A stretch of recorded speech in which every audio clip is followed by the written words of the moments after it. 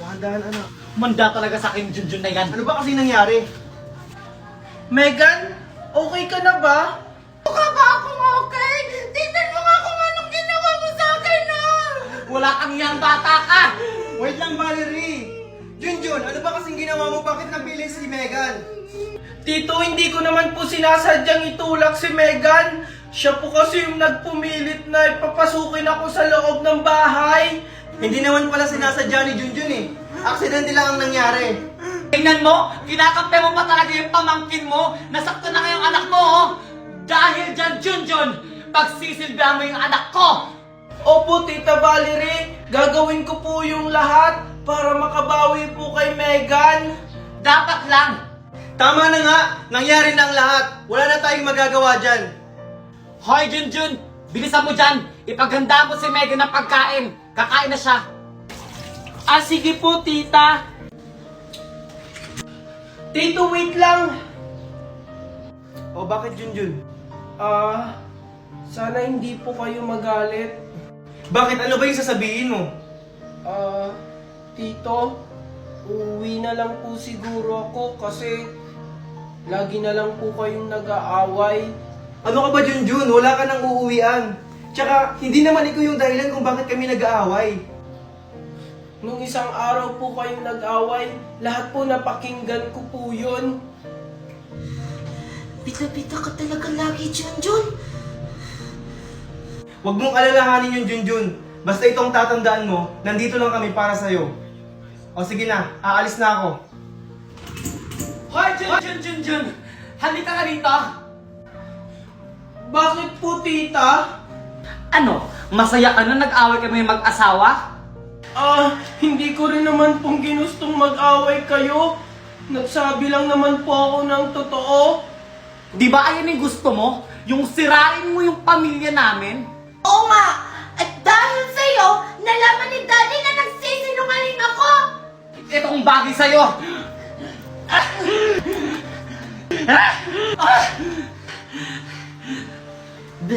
Buti nga sa'yo. Ayaw niyong kasabay si Junjun, ako na lang maghahanap sa kanya. Sige, Junjun, magbihis ka na. Sige po.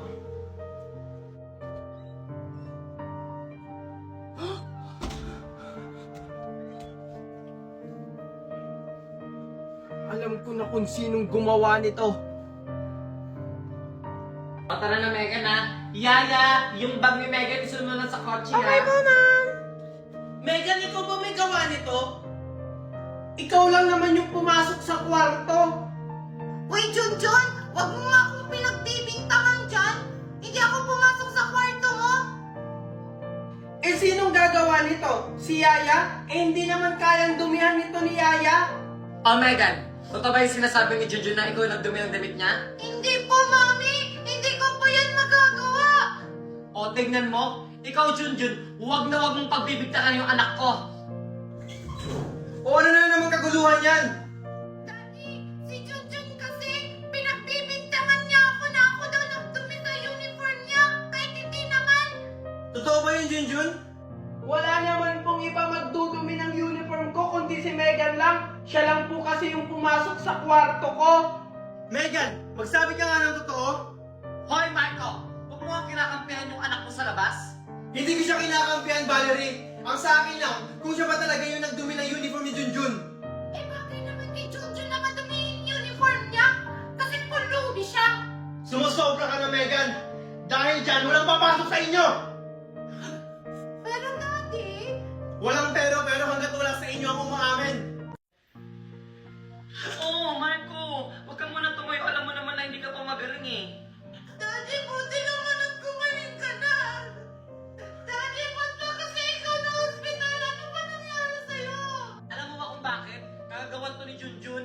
Sinasabi ko na nga ba eh! May masamang balak talaga yung pulubi na yun sa pamilya natin! Papa, buti naman at gumaling na kayo. Walang iya ka talaga, Junjun! Tignan mo kung anong ginawa mo kay Daddy! Hayaan mo na yan, Megan. Pulis na lang ang bahala sa kanya.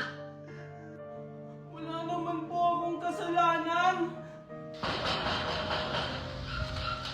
Sino po kayo? Ikaw ba si Junjun? Ayan si Junjun! Ulihin niyo yan!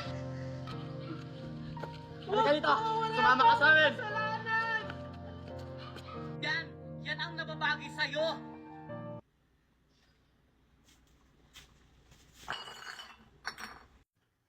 Sino yan?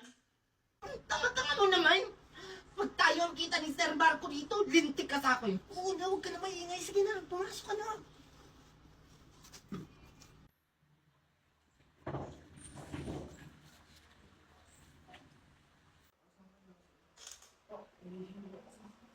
Valerie! Valerie! Sige, tulak na. Dito mo, pumasok ka na. Hindi totoo yan, anak. Napakawalang hiya mo talaga, Junjun. Sino kayo? Anong kailangan niyo sa akin? Huwag kang mag-alala, Boss Marco. Hindi ka namin sasaktan. Basta sumunod ka lang sa amin. Anong gagawin niyo sa akin? Saan niyo ako dadalhin? Basta sumunod ka lang sa amin.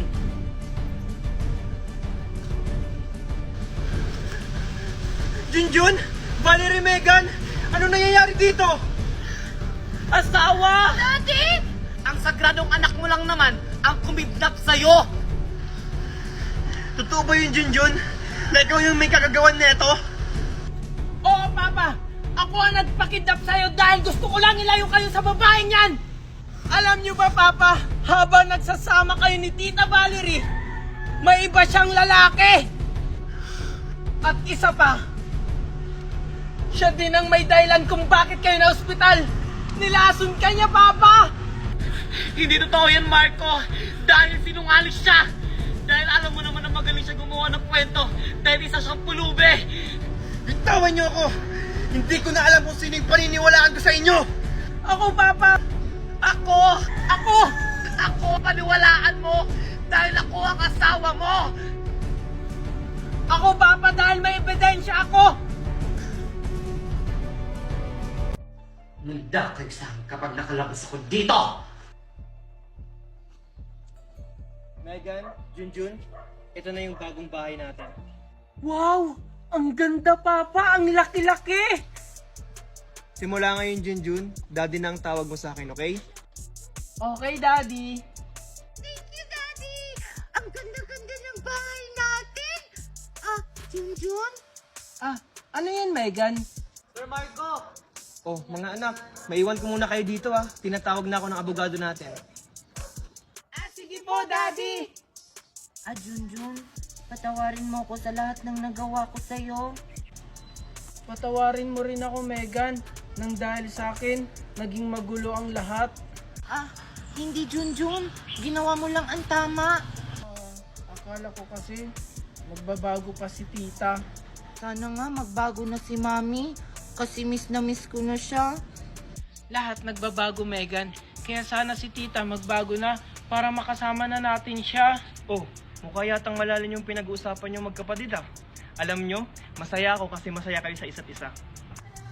Pero alam nyo mga anak, mas lalo kayong sasaya kasi lahat ng pamana ko ay nakapangalan sa inyong dalawa. Talaga, Daddy? Yay! Oo mga anak, kaya sana pagyamanin nyo ito. Thank you, Daddy! Ah, Daddy, oo nga pala, may napili na po akong charity. Charity? Oo po, yung kalahati po ng pera na galing sa inyo, ibibigay ko po sa charity sa mga batang naulila na po. Wow, ang bait mo talaga, Junjun. Ah, Daddy, pwede ba nating dalawin si Mami? Oo naman. Mga anak, baba na kayo. Baka balik pa kayo sa school. Eto na po, Mami! Megan, Coco, bilisan nyo! Eto na po! O tara na, ihatid ko na kayo sa school. Ready na yung pagkain nyo. Oh, bilisan nyo na dyan. Oh, Megan, ito pala yung baon mo. Thank you, Mami! Oh, Junjun, Coco, ito sa inyong dalawa ha. Thank you po, Mami! Oh, Junjun, ikaw yung panganay sa magkakapatid ha. Kaya ingatan mo sila. Lalo na tong bunso nyo, si Megan. Opo, Mami, ako na po yung bahala sa kanila. Oh, pumasok na kayo. Sige po, Mami!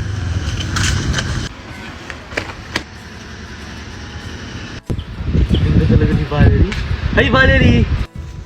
Oh, Pa Ronaldo, ikaw pala yan. Ganda mo ngayon ah. Ito naman si pare, nang bobola pa. Nasaan si paring Marco pala? Nasa trabaho. Ganun ba? Sige pare, una na ako.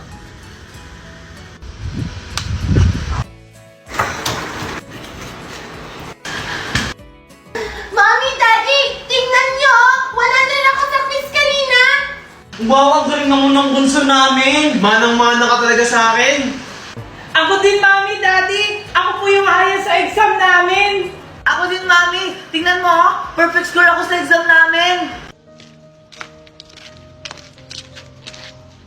Anak, mag-ingat ka sa school mo ha. Yung bakal mo, nasa bag mo. Okay po, Mami. Bye-bye. Oh, hi Junjun, Megan, Kokoy.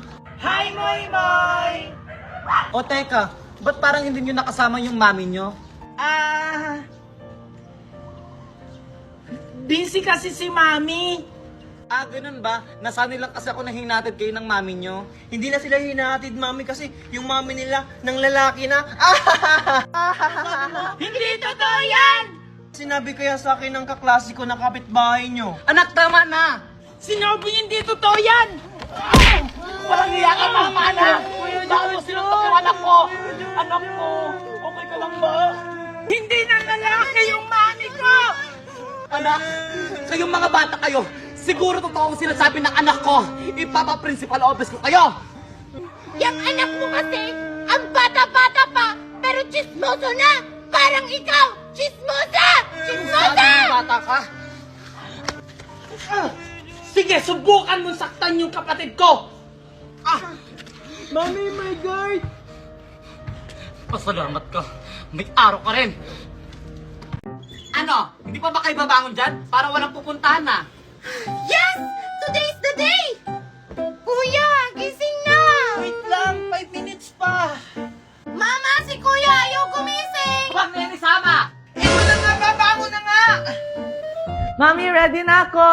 Maasa na yung puting damit ko dito? Yun pa naman yung susuotin ko! Ayun na nga sinasabi ko, dapat kagabi pa yung nanda.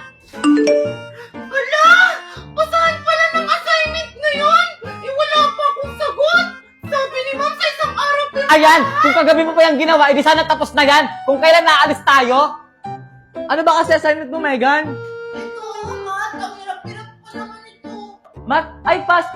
Mat daw, baka alam mo. Ha, Mat? Di ka naman siguro babagsak dyan, Megan. 50% to sa grades namin, Ma! Akin na ako na magsasagot para mat lang, hindi pa alam. I-open mo lang ang iyong CC at pindutin ang camera, picturean mo lang ang math problem mo at ilang segundo lang lalabas na ang sagot.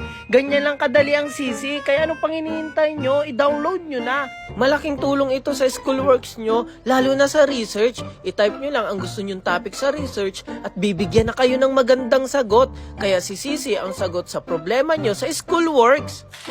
O ayan, tapos na! Wow! Ang bilis naman ni Kuya Junjun! Hindi ko na matalino. Siyempre, gumamit ako ng CC app. Hindi nyo alam yun? Ano ba naman yan? Gamitin nyo na rin yung CC app para hindi na kayo mamroblema sa schoolworks nyo. Ano, dyan na lang kayo? Huwag na lang kaya kayo sumama. Bilisan nyo na dyan! Eto na nga! Ito na po! Bilisan nyo dyan. Hala, isang oras na lang. Ilang oras ba biyahe papuntang airport? Hala, ikaw driver, hindi mo alam. Kayo alam nyo ba? Ako mami, alam ko. Itatanong natin kay Sisi. Ilang oras ang biyahe mula May Kawayang, Bulacan papuntang Manila International Airport? Ang biyahe mula Bikawayan, Bulacan papuntang Manila International Airport ay humigit kumulang 1 oras at 59 minuto kung gagamit ka ng bus at tren. Wow, ang galing naman yan, anak. Ano? 1 hour and 15 minutes? Hala, may isang minuto na lang tayo. Bilisan nyo! Wait lang!